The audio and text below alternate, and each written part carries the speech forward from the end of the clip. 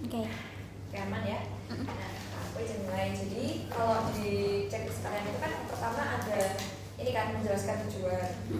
Nah, jadi kalian pas masuk ke ruang OSCE itu langsung aja kayak dok saya izin mulai. Terus kalian langsung kayak selamat pagi Bu, perkenalkan saya Dr. TDT yang akan meriksa pada hari ini. Ibu akan memeriksakan genitalia ya. Saya jelaskan dulu tujuannya. Tujuannya untuk melihat adakah kelainan atau penyebab dari keluhan yang ibu rasakan pada saat ini. Pemeriksaannya itu ada di daerah vagina dan ini nanti ada prosedur-prosedur yang invasif. Saya akan melihat, menyentuh, kemudian juga memasukkan alat yang namanya spekulum dan melakukan vaginal closure. Nah ini karena invasif, apakah ibu bersedia? Jadi kayak kalian inform consent gitu ke ibunya. Terus ya baik selanjutnya karena ibu bersedia, kalian bilang kayak silahkan untuk berbaring di bed dengan posisi kakinya diangkat dan ditekuk yang akan dibuka atau namanya dikotomi. Nah terus kalian menyiapkan alat dan bahan. Alatnya kayak gitu. Ini spekulum. Terus ini apa? Tenakulum namanya. Ini bisa pakai yang bulat juga, namanya apa? Sponsolis forceps. Terus ini ada kapas. Sebenarnya banyak sih alatnya. Ada kayak yang apa povidone, terus juga itu ada kain. Terus ini steril berlubang. Jadi dia ada bolongnya gini. Tapi ini steril. Ini enggak. Nah yang itu enggak. Terus ada lampu juga. Nah lampu itu better kalian siapin dulu. Jadi kayak ditarik terus ditaruh dan diarahin ke vagina. Nah setelah siap semua alat dan bahan baru cuci tangan pakai handscoon. Jangan lupa pasang. Nah terus pasang ini. Itu belum sebelum cuci tangan atau setelah cuci tangan? Sebelum sih, berarti sebelum pasang ini dulu. Nah kan udah habis itu cuci tangan, kalau pasang handscoon kan udah steril ya. Terus kita lakukan ini dulu apa namanya toilet vulva. Nah itu pakai kapas yang diberikan Iodin. Jadi nanti iodin itu bakal ada di suatu mangkok kecil.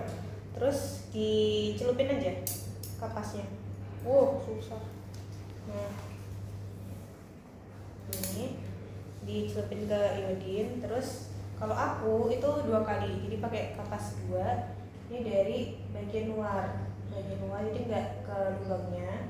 Ini bagian mayor ke bagian luar sampai inguinal, sirkular ke belakang. Terus ini dibuang, terus tambah lagi 1 kapas lagi, di iodin lagi, terus dari atas ke bawah sampai ke ini gitu. Tapi itu tergantung dokternya. Jadi kalau dulu SPG itu diajarin ini kan udah nih videonya ini. Terus dari sini pokoknya yang dalam nih labia minor, terus dia keluar labia mayor, terus semakin keluar terus ke mas pubis set habis itu ke dari ini kayak agak dimasukin. Nah terus diulangi 3 kali. Kalau aku dulu kayak gitu, makanya sesuai sama dokternya aja, kalian diajarin dulu. Nah ini kan udah bersih. Terus kalian pasang ini steril dulu karena ini steril makanya kita lakukan toilet vulva dulu. Nah tapi sebenarnya ini menutupi ya karena dia besar banget. Kalau dulu aku tuh kecil gitu tutupnya, jadi nggak nutupin banget daerah mas pubis. Makanya kalian mungkin bisa inspeksi sama palpasi dulu.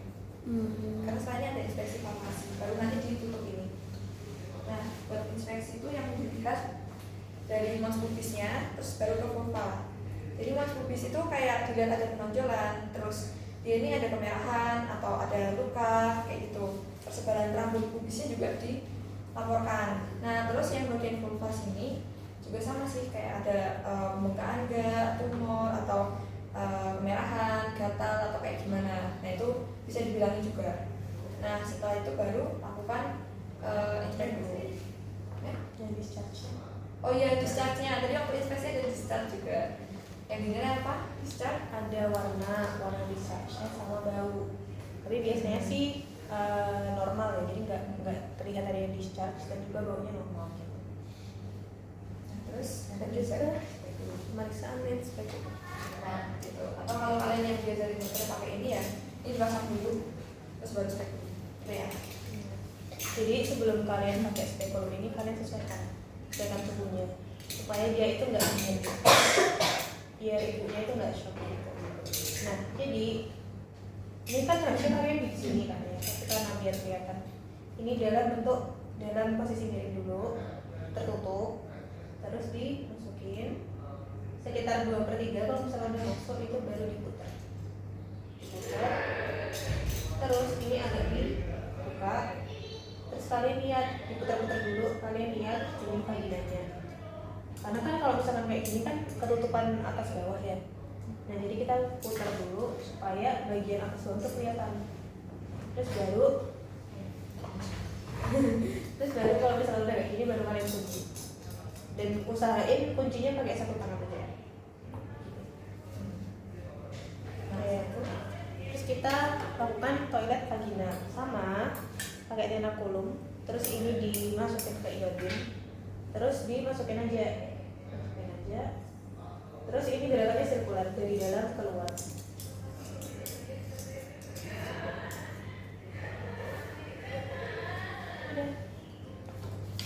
Nah, setelah itu diinspeksi ya, kayak dilihat bagian dalamnya itu gimana. Biasanya tuh dia kalau normal ada warnanya pink, ada ludahi, kemudian ada sekret yang normal, jumlahnya itu nggak berlebihan. Terus dilihat juga mungkin ada penonjolan yang kelihatan, itu juga bisa dilaporkan. Pokoknya yang dalam ini yang dilihat tuh vagina sama cervix. Nah, cara kapasnya gimana? Biasanya pakai satu tangan, ini tuh kuncinya di kembali dulu. Nah, longgar, diputar dulu ya, diputar. Kemudian jangan langsung ditutup, karena nanti jepit. Nah, ini pelan-pelan ditarik. Nah, terus baru kayak gitu. Nah, setelah bisa dulu apa mbak Aisyah? Pemeriksaan di manual atau enggak vaginalis. Nah, ini kan kalau pemeriksaan inspeksi, kamu kan bisa duduk. Cuman kalau misalnya pemeriksaan di manual itu kalian harus berdiri. Jadi tangan kanan biasanya 2 jari tunjuk sama jari tengah itu dikasih ludikan dulu. Dikasih ludikan, baik saya akan memberikan ludikan ke tangan saya. Terus dimasukin aja, terus baru diraba. Jadi vaginanya ini diraba apakah ada penonjolan, apakah ada massa. Terus ibunya ditanya, ibu ada yang dikatakan nggak ibu? Tidak ada. Oke. Terus ke bagian cervix. Cervix itu harusnya sedikit menonjol. Terus nanti vernix anterior sama vernix posterior. Terus ada pemeriksaan yang kalian harus lakukan di bagian atas juga. Ini namanya pemeriksaan adnexa. Jadi kalian tekan sambil makan ke atas. Nah ini ada ditekan nggak sama apakah ada pembesaran kelenjar gitu. Nggak ada. Oke. Terus kalian tarik aja. Selesai tarik. Kalian lihat sarung tangan kalian apakah ada lendir darah. Harusnya negatif semua, nggak ada lendir, nggak ada darah gitu. Katanya STLD. Sekarang udah jalan. Nah kan periksanya udah selesai.